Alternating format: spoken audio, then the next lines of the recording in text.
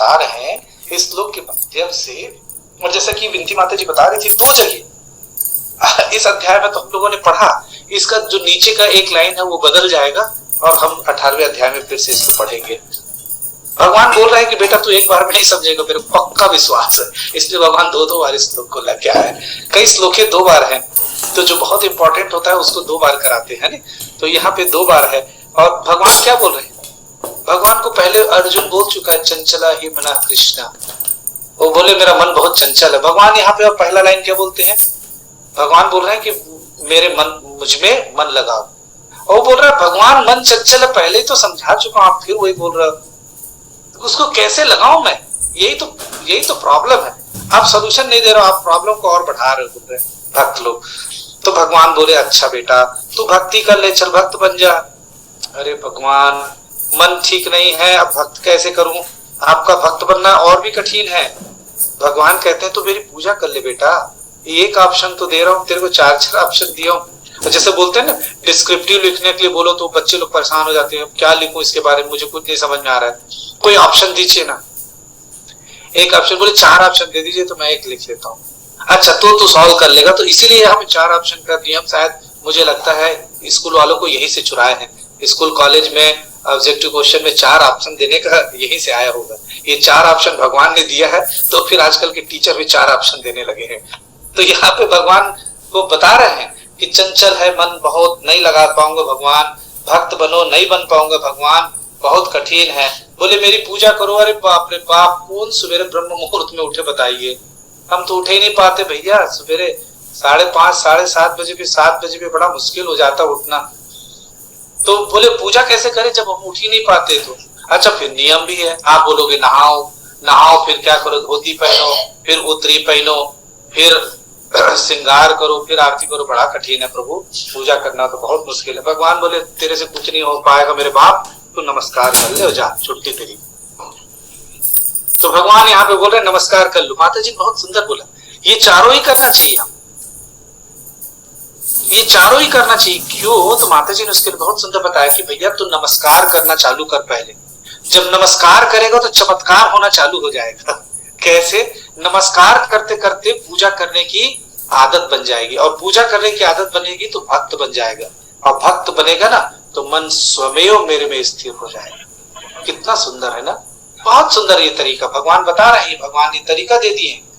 ये चारों में से चल कोई बात नहीं, ये लास्ट वाले ऑप्शन को तू क्या कर, चूज कर, और लास्ट ऑप्शन को पहले कर। क्या कर? मेरे को प्रणाम कर। जब प्रणाम करते करते करते करते तेरा मन क्या हो जाएगा, पूजा करने में लगेगा। और आज माता जी क्यों बोल रही थी मालूम? माता जी आज अपने पूरे रियलाइजेशन की बात बता रही थी। आज विनती माता जी आजकल जगन्नाथ जी की सेवा कर रही हैं, घर में बहुत सुंदर जगन्नाथ जी को सजा के रखे हैं। अभी एक अल्टर और आ गया है, तो माता जी के पास देखिए संजय प्रभु भी हैं, और माता बहुत सुंदर जगन्नाथ जी को सजा के रखे हैं। अभी एक अल्टर और आ गया है, तो माता जी के पास देखिए संजय प्रभु भी हैं और माता जी भी हैं। केवल थोड़ा सा भाव था कि प्रभु हम लोग कब कर पाएंगे, और भगवान ने तुरंत व्यवस्था कर दी छोटे अल्टर की। और जैसे छोटा अल्टर से वो मन उनका वो हो गया कि और भगवान आने लगे, तो अपने आप दूसरा अल्टर आ गया। उनको बनवाना नहीं पड़ा, पहले वो सोचे थे बनवाना पड़ेगा प्रभु, अल्टर बनवाना पड़ेगा, कुछ नहीं करना पड़ा। भगवान स्वमेव अपना आए और साथ में अपने रहने की व्यवस्था भी खुद लाए। विनती माता जी मैं गलत बोल रहा हूँ? संजय प्रभु जी? जी प्रभु जी सर बिल्कुल सही है प्रभु जी, बिल्कुल सही है नहीं? और संजय प्रभु के यहाँ भी यही हुआ था, संजय प्रभु के यहाँ भी अल्टर अपने आप आ गया था, केवल उन्होंने भाव रखा था कि हमारे यहाँ भी कुछ होना चाहिए, और सलाला में उनको बनवाना नहीं पड़ा, अपने आप अल्टर आ गया। और ऐसा यही नहीं हुआ, सुप्रजा माता जी क्या भी हुआ। तो ये सबकी कहानी, ये हम सबकी कहानी, चूंकि ये हमारे से शुरू हो गई है, हमारे साथ भी यही हुआ। तो देखिए कितना सुंदर, अमित प्रभु का प्रमोशन और अच्छा हो गया, और खूब सारे मंदिर हो गए, जगन्नाथ जी हो गए, खूब बढ़िया सेवा हुई।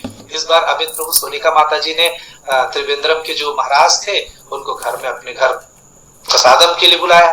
देखिए कैसे कृपा हुई कि पूरा मंदिर उठ के चला आया। इतना बड़ा मंदिर, जो सलाला में सबसे बड़ा मंदिर है, वो अमित प्रभु के घर आ गया। प्रभु नहीं लेने गए, वो स्वयं अपने से आ गए, अब उनके घर में रख गए। तो ये जब हम भक्ति करते हैं, ये जब हम भगवान के प्रति अच्छा भाव रखते हैं, लोग कहते हैं कि ये करना पड़ेगा, कुछ नहीं करना पड़ेगा, आपको केवल सोचना पड़ेगा। और ये क्यों सोचना पड़ेगा उसका भी कारण बता रहा हूं मैं आप लोग, बहुत सुंदर। ये मेरी इस बात को आप धरिएगा, पकड़िएगा, ये बात मैं क्यों बोल रहा हूं। हम सबके पास धन दौलत मान सम्मान जो भी चीज हम बोलेंगे मेरा है, वो ऐसा एक भी चीज हमारा है, वो सब भगवान का है, वो सब प्रकृति से हम लोगों ने लिया। इसी खाली हाथ आए थे और खाली हाथ चले जाएंगे, और यहीं से लिए। तो इसलिए बहुत इंपॉर्टेंट बात, ध्यान से सुनिएगा, एकदम इंपॉर्टेंट बात। तो सब चीज भगवान का है, तो भगवान को क्या देंगे। जैसे अक्षत प्रभु के घर गया, अक्षत प्रभु के यहाँ से मैं उन्हीं के घर में फूल है, फूल तोड़ा और उनको दिया। अक्षत प्रभु ने, प्रभु आप क्या लाए हो मेरे लिए। अच्छा, एक कपड़ा शर्ट रखा तो फिर निकाले और अक्षत प्रभु दे, प्रभु ये तो मेरे ही शर्ट है, आप क्या लाए हो।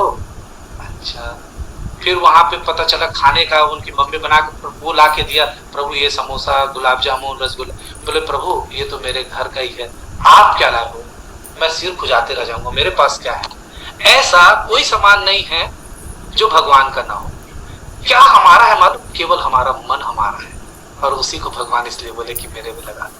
कितनी अच्छी बात है ना, आचार्यगण कितना सुंदर समझाते हैं ना, कितना बढ़िया प्रवचन करते समय वो बता रहे थे कि केवल मन हमारा है, बाकी सब तो भगवान का है। ये शरीर भी पंच तत्व भगवान का है, सब कुछ भगवान का है, केवल मन मेरा है। और उसी मन को क्या बोले भगवान, तेरा मन मुझको लगा दे, खत्म, और तू भक्त बन जाएगा और भगवत धाम पहुंच जाएगा। इतना सुंदर सरल, जो तेरा है वो मुझको देना भाई।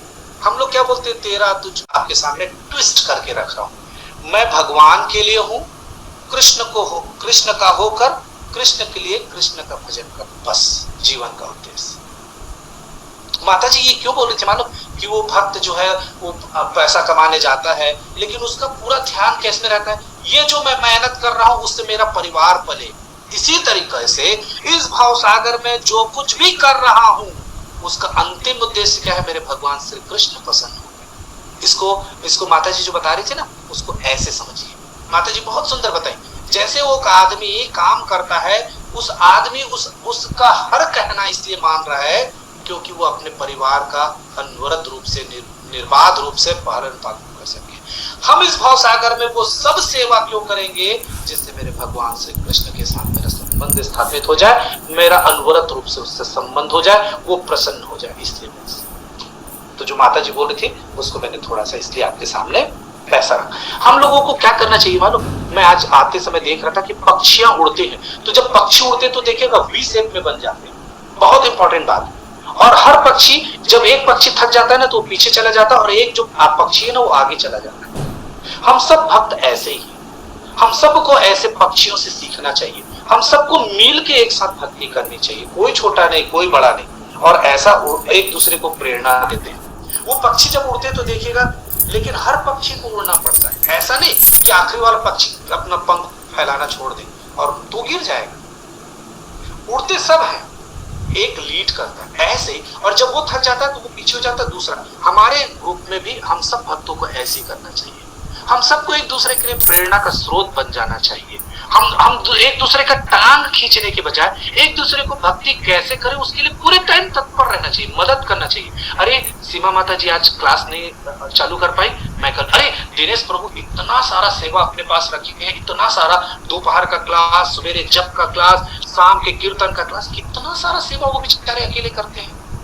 तो हम लोगों को चाहिए कि हम लोग क्या करें, आगे बढ़े। प्रभु दिनेश प्रभु को इतना सारा परेशान मत कीजिए, थोड़ा काम मैं कर लूंगा। ये जो नाम जो मंगलाचरण का और जप का नाम है वो मैं उनको पर्सनली इन्फॉर्म कर दिया करूंगा, ग्रुप में डाल दिए, 2 दिन का हो गया, तीसरे दिन का उसको पर्सनली इन्फॉर्म करे। तो एक आदमी ये काम कर ले, उसको कॉल करे, भैया आज आपका मंगलाचरण है, आज आपका जप। दिनेश प्रभु के पास कितना सेवा है, और इतनी सेवा नहीं जितना सेवा यहाँ, इससे 5 गुना सेवा उनको इस्कॉन बिलासपुर में सेवा है।